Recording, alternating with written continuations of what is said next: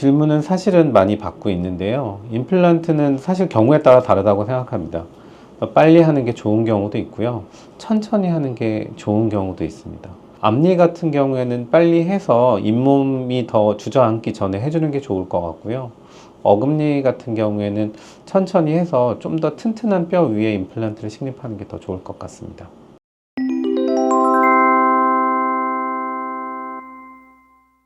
제일 많이 듣는 질문이네요. 영구적인지. 임플란트는 영구적이지 않습니다. 사실 티타늄으로 되어 있는 임플란트 그 본체는 이 고정체라고 하는데요. 이 고정체는 거의 영구적으로 쓸 수 있습니다. 사람 생명보다도 길고, 좀 이런 말 하기 좀 그렇지만 화장했을 때도 남아있다고 합니다. 그래서 임플란트 픽스처만 남아있는 경우, 고정체만 남아있는 경우가 많은데, 임플란트 자체는 영구적으로 쓸 수 있지만, 임플란트는 아까 말씀드린 고정체만으로 쓰진 않기 때문에 고정체 위에 보철물이 올라가는데 이 두 부분을 나사로 연결하게 됩니다.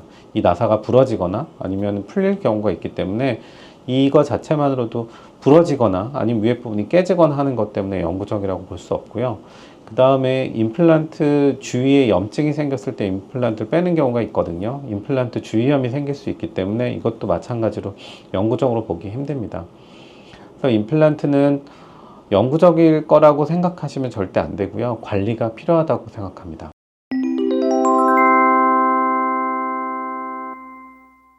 치주염을 아시는지 모르겠어요. 이 주위에 생기는 염증, 치아 주위 염증에서 치주염인데, 치아 주위의 염증이 대응되는, 임플란트에 똑같이 대응되는 말이 임플란트 주위염입니다.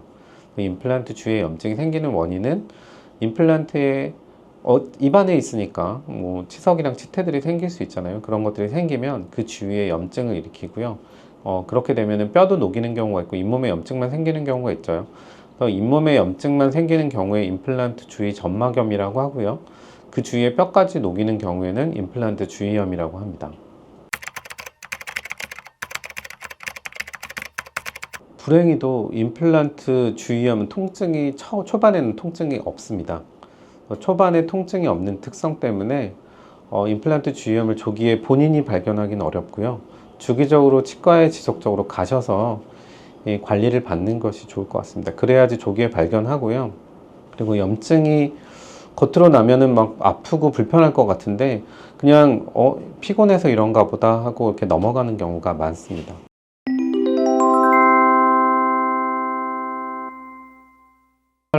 정말로 개개인의 차이가 너무 심해서요.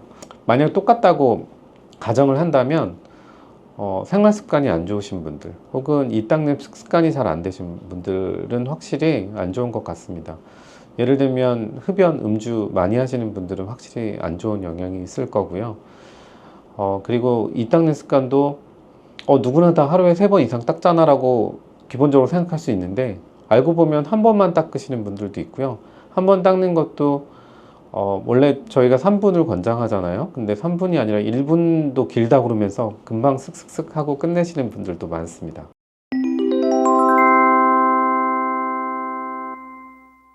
임플란트 주위염의 치료법은 우선 원인을 제거해야죠. 원인이 무엇 때문인지부터 파악을 해야 되는데요. 뭐 잘못된 보철물 때문에 그럴 수도 있고요. 아니면 뭐 보철물이 무너졌는데 그 주위에 이제 세균이 껴서 그럴 수도 있고요. 근본적으로는 임플란트 주위에 치석, 치태와 같은 세균들이 끼어 있기 때문입니다. 그 치석, 치태 세균들을 다 제거해주고 깨끗하게 제거해주고요. 그리고 구조물적인 문제가 있으면 개선해주고, 그리고 그 뒤에 염증이 있는 부분은 잇몸을 들어서라도 이렇게 염증 제거하고 임플란트 표면을 깨끗이 해야 되는 경우도 있습니다.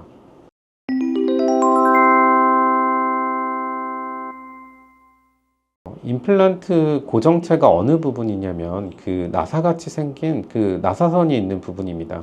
사실 그 부분은 뼈 안에 다 들어가 있어야 되는데요. 임플란트 주위염이 생기면 염증이 생기면서 그 주위가 다 내려갑니다. 뼈도 같이 내려가고 잇몸도 같이 내려가면 그 임플란트에 나사선들이 노출되는 경우가 있을 수 있습니다.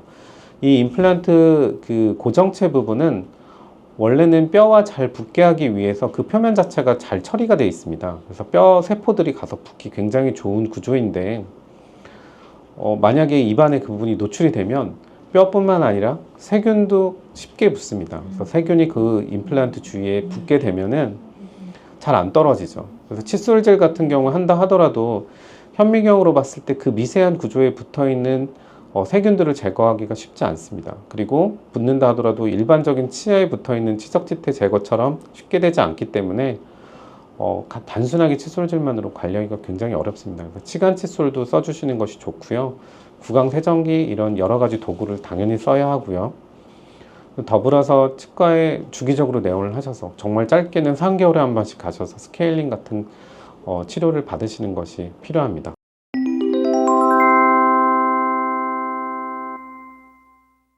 단순하게 임플란트는 치아하고 다르게 단순한 칫솔질만으로는 어렵고요. 관리가 어렵고 치간 칫솔 혹은 물세정기, 전 뭐 치실 이런 여러 가지 구강위생 보조용품이라고 하는데요. 그런 구강위생 보조용품들을 사용해서 깨끗이 하시고요. 그것만으로도 부족합니다. 임플란트가 나사가 풀렸을 수도 있고 깨졌을 수도 있기 때문에 계속 수선해 가면서 써야 하거든요. 치과에 3개월, 4개월 혹은 6개월 또 적어도 1년에 한 번씩은 내원하셔서 관리를 받으시길 권고드립니다.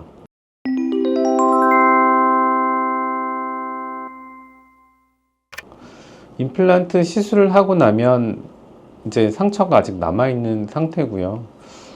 피도 날 수 있는 상태죠. 일단은 피가 안 나게 주의하셔야 돼서 뜨거운 음식 같은 건 안 드시는 것이 좋고요. 그리고 사우나 같은 이제 피가 많이 날 수 있는 환경을 만들거나 심한 운동을 해서 피가 날 수 있는 환경, 심한 운동, 사우나, 뜨거운 음식들을 피하시는 것이 좋고요. 빨대 같은 것을 사용할 경우에 빨대 사용은 피를 지속적으로 나오게 하기 때문에 안 하는 것이 좋습니다.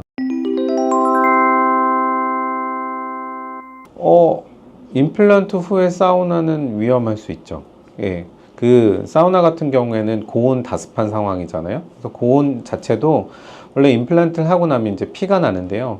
그 피가 나는 게 더 많이 돼서 출혈 가능성이 더 올라가기 때문에 부종의 가능성이 커지고요. 부종이 되면 감염의 위험성도 커집니다. 그래서 저희도 수술하고 나면 하지 말라고 하는 말씀들 중에서 사우나, 심한 운동은 꼭 하지 말라고 말씀드리고 있습니다. 임플란트를 한두 개 한 거는 확실히 한두 개 한 거와 많이 한 거는 정말 큰 차이가 납니다. 저희가 한두 개 할 경우에는 심지어 임플란트 위에 저희가 절개도 하지 않고 심는 경우도 많고요. 그리고 많이 했을 경우에는 그 피가 날 수 있는 부위가 굉장히 많아집니다. 물론 큰 혈관이 지나가지 않을 가능성이 높지만 작은 혈관들이 굉장히 많기 때문에 여러 개의 임플란트를 할 경우에는 더더욱 주의해야 할 것 같습니다. 여기서 피 별거 안 든 것 같지만 수술 내내 계속 피가 나면서 수술하거든요. 여러 개를 심는다 그러면 여기서부터 여기까지 인치를 쫙 긋는데 꼬매는 데만 30분 걸려요. 여기서부터 요만큼 이렇게 긋는다고 생각해 보시면. 그래서 적어도 10cm는 넘어갈 텐데 그 부분을 꼬매는 부분만큼 피가 나는 부위가 많기 때문에, 게다가 치조골에는 혈관이 많아요. 점막이기도 하고 점막 부위에도 많지만 치조골에도 많고 입천장 쪽에는 혈관이 굉장히 많습니다. 그래서 출혈 가능성이 높기 때문에 여러 개의 임플란트 했을 경우에는 절대로 사우나, 그 다음에 심한 운동 하지 마십시오.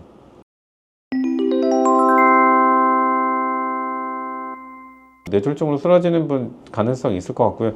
근데 가장 큰 부분은 나는 한 번도 내과 가본 적 없는데 이번에 쓰러졌거나 이러신 분들은 사실은 치과 가기 전에 이미 안 좋아졌을 가능성이 높습니다.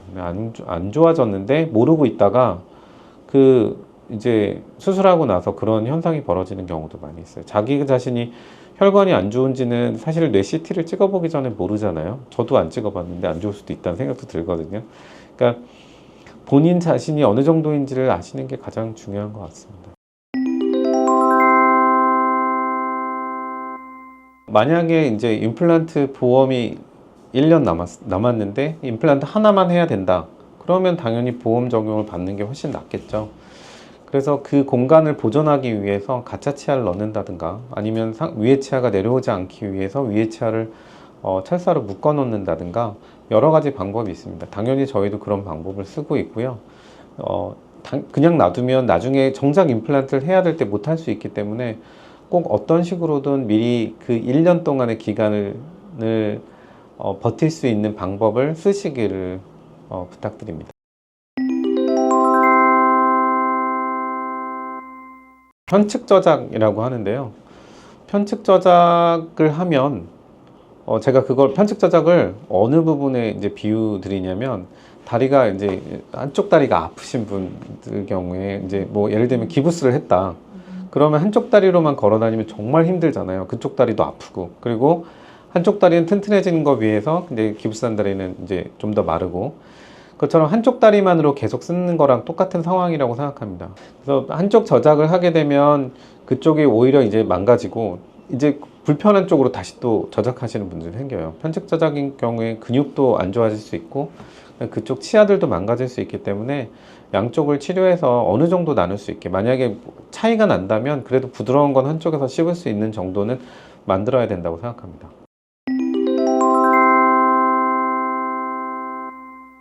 네, 요즘에 그 임플란트, 컴퓨터 가이드 임플란트를 하는 경우가 있는데요. 그 경우엔 절개선을 긋지 않기 때문에 임플란트, 그러니까 잇몸 위에 바로 임플란트 구멍을 뚫어서 임플란트가 들어가거든요. 절개하지 않기 때문에. 그런 경우라면 위험도를 좀 줄일 수 있을 것 같습니다.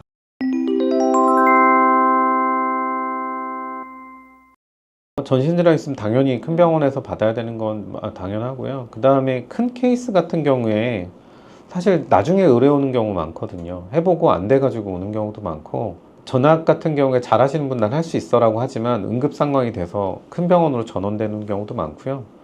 그 다음에 뭐 예를 들어서 또 저런 경우 있을 수 있죠. 연화작용이나 이런 걸 잘 못하시는 분, 나이가 많으셔서 그러면 삼키는 경우도 있잖아요. 그러면 그 개인 병원에서 해결을 못할 수도 있잖아요.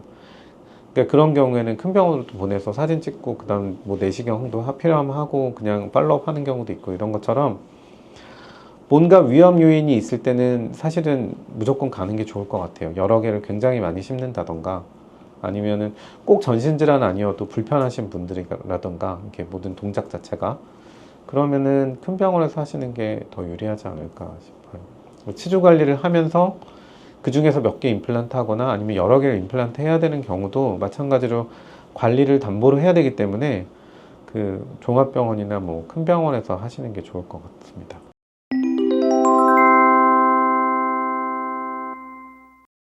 임플란트 주위라고 치석지태가 안 끼는 게 아니잖아요. 그래서 임플란트 주위에도 치석지태가 많이 끼기 때문에 꼭 스케일링 자주 해주셨으면 좋겠습니다. 문제는 임플란트가 여러 개 있거나 아니면은 치주염이랑 동시에 있는 경우에, 그런 경우엔 스케일링을 한 번만 하는 게 아니라 여러 번 하셔야 되거든요. 1년에. 보험이 안 되더라도 계속 받으셔야 됩니다. 그래서 치주학회에서는 스케일링 한 번이 아니라 여러 번 보험이 되도록 이렇게 추진하고 있습니다.